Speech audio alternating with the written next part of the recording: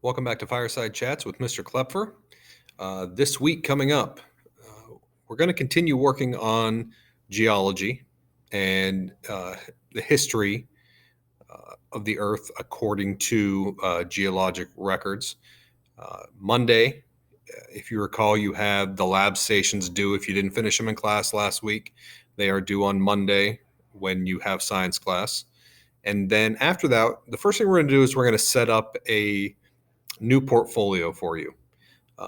I'm really big on students proving to me that they have learned the concepts that we are discussing and working on in class.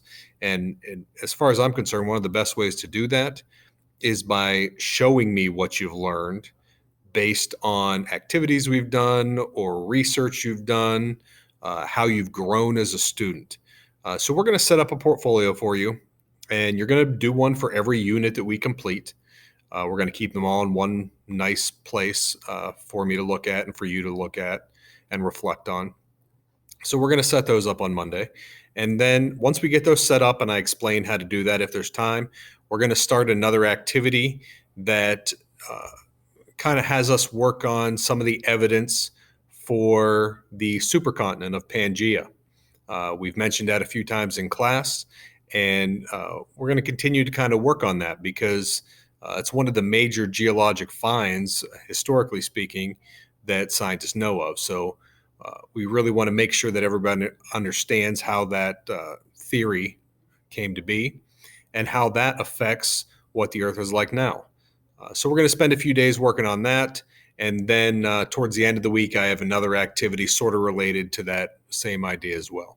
So once again, this week, we're continuing our geologic history unit. We're going to set up a portfolio for you to kind of keep all the evidence that you're learning in my class.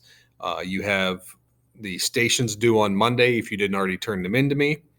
And then we got a few more activities we're going to work on throughout the week. All activities should be able to be done in class. It's not something you're going to have to do at home.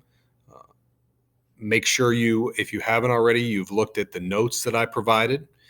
Those are going to help you as we complete these activities in class as well. For the blended students, make sure you are checking your emails frequently. It's a very important way for teachers to communicate with you. And you need to be checking them a couple times a day, I would say, if you're at home learning virtually.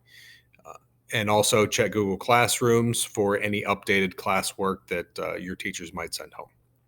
And with that, I will see everybody in class next week.